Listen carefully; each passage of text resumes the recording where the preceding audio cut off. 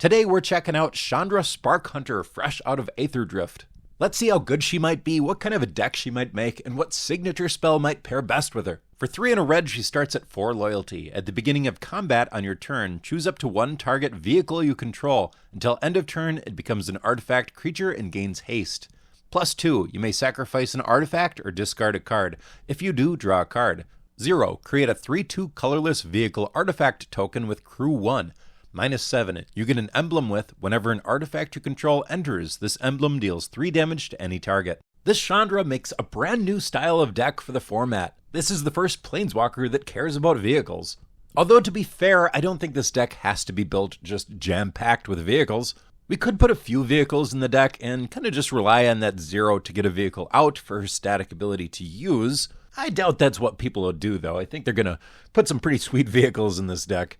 I'm just saying that you could focus on plussing up to that -7, which could be quite a good finisher, and just do the vehicle thing like on the side to supplement that game plan. Although maybe I'm just saying that because I really don't enjoy playing with vehicles very much. But anyway, there are currently 78 vehicles, and by the time Aetherdrift is fully spoiled, there'll probably be some pretty sweet new ones too. If it was me, I would focus on the most powerful 2 and 3 mana drop vehicles. That way we can, on turn 4 when we drop Chandra, start attacking with our vehicles right away. I love Weatherlight Completed here. It's a 2 mana 5/5 flyer. It doesn't have the crew thing like a normal vehicle, but I think Chandra gets around that. Or how about Heart of Kirin? For 2 mana, it's a 4/4 flying vigilance crew 3. You may remove a loyalty counter from a planeswalker you control rather than pay its crew cost. This would seem uniquely good in this deck. Councilate Dreadnought is a 1 mana 7/11 with crew 6, but it can get around that giant crew with Chandra. Brotherhood Vertibird costs 3 for an X4 with flying. Its power is equal to the number of artifacts you control, and it has crew 2. Depending on how we build the deck, this could be really strong. I'm going to go over some of the signature spell options later that just dump out a whole bunch of artifacts onto the battlefield, and if we pick one of those, this could be really good in that deck. Now let's talk signature spells. There's only 2 I could find that directly relate to vehicles. There's Start Your Engine, a sorcery for 4. Vehicles you control become artifact creatures until end of turn. Creatures you control get +2/+0 until end of turn. If you're going really heavy on vehicles, this might be the one for you. Otherwise, probably not, because Chandra already has a little bit of that ability in her static. Then there's Reckless Crew, a sorcery for 4 mana. Create X 2/1 Red Dwarf Berserker creature tokens, where X is the number of vehicles you control plus the number of equipment you control. For each of those tokens, you may attach an equipment you control to it. Again, really only for very vehicle-heavy decks.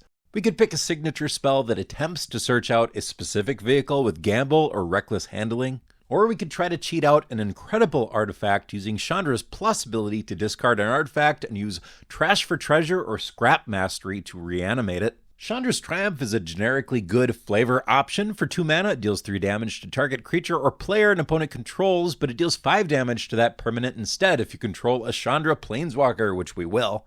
Or maybe Galvanic Blast, which deals 2 to any target, or 4 if you have Metalcraft. If it was me though, I would want something that maximizes value on that -7 if you get the emblem as a plan A or a plan B to win. Something that's good even if you don't get to that -7. My first thought was options that make artifact creature tokens. They could crew your vehicles for starters. Unfortunately, there's only 2 options for that, Circus Act and Mishra's Onslaught. Neither are incredible. Now there is also Kadoltha Rebirth and Gleeful Demolition, but they both require you to sacrifice one of the artifacts you control. I still think this is good, probably better than the last 2, but it does require a little bit more.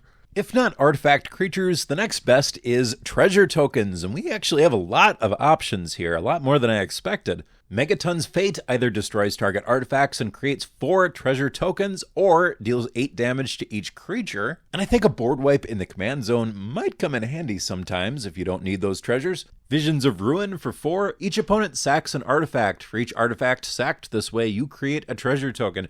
The downside to this one is, unlike an EDH, not always do our opponents have artifacts. Hit the Motherlode for 7, discover 10. If the discovered card's mana value is less than 10, create a number of tapped treasure tokens equal to the difference. Hell to Pay for X red deals X damage to target creature. Create a number of tapped treasure tokens equal to the amount of excess damage dealt to that creature this way. Inspired Tinkering for 5. Exile the top 3 cards of your library. Until the end of your next turn, you may play those cards. Create 3 treasure tokens. Possibly my favorite, Season of the Bold for 5. Choose up to 5 paw prints worth of modes. You may choose the same mode more than once. 1 paw print, create a tapped treasure token. 2 paw prints, exile the top 2 cards of your library. Until the end of your next turn, you may play them. 3 paw prints, until the end of your next turn, whenever you cast a spell, Season of the Bold deals 2 damage to up to 1 target creature. So if you just choose the first mode, you can make 5 treasures for 5 mana, a pretty good rate. Reckless Endeavor for 7. Roll 2 d12 and choose 1 result. Reckless Endeavor deals damage equal to that result to each creature, then create a number of treasure tokens equal to the other result. Spiteful Repossession for 5 deals damage to each opponent who controls more lands than you, equal to the difference. Then create a number of treasure tokens equal to the damage dealt this way. Seize the Spotlight for 3. Each opponent chooses Fame or Fortune. For each player who chose Fame, gain control of a creature that player controls until end of turn. Untap those creatures and they gain haste until end of turn. For each player who chose Fortune, you draw a card and create a treasure token. Battlecap Blast for 5 with Improvise. It deals 5 damage to any target. If excess damage was dealt to a permanent this way, create that many tapped treasure tokens. And Brass's Bounty for 7. For each land you control, create a treasure token. If you've got Chandra's Emblem, a lot of these could probably finish off the game. I think the most comparable Planeswalker to this Chandra is not another Chandra, because this is maybe the first Chandra that deals with artifacts. Dready Scrap Savant is the closest thing we had. He's even got a similar +2. He's ranked 80th most popular, so that's reasonably popular in this format. For Chandras specifically, Chandra Torch of Defiance is currently the most popular, ranked 12, so very high up there. It's hard to even compare those cards, except they're both mono-red 4-mana Planeswalkers. It's hard for me to see a future in which new Chandra usurps old Chandra here, or really most of the other popular Chandras, but new Chandra does have something going for her that the other ones don't. She is very combat-focused, and this tends to be a pretty combat-focused format. Little off topic here, we got 2 Planeswalkers in this set. I don't expect we'll get more, but I thought Wizards of the Coast had said we were only getting 1 Planeswalker a set, and we had 5 in Foundations. Is it possible that Wizards changed their mind on that? I'm really hoping they did, because it really sucks that as soon as Wizards officially recognized the format, they kind of stopped printing Planeswalkers for it. All I want is 2 Planeswalkers a set. Is that too much to ask? If you enjoyed the video, please hit that like button and consider subscribing for more videos like this, pairing Planeswalkers to signature spells. I've done like 180 of these or something around there so far, so if that interests you, you can check them out. Thanks a lot for watching, and I will see you next time.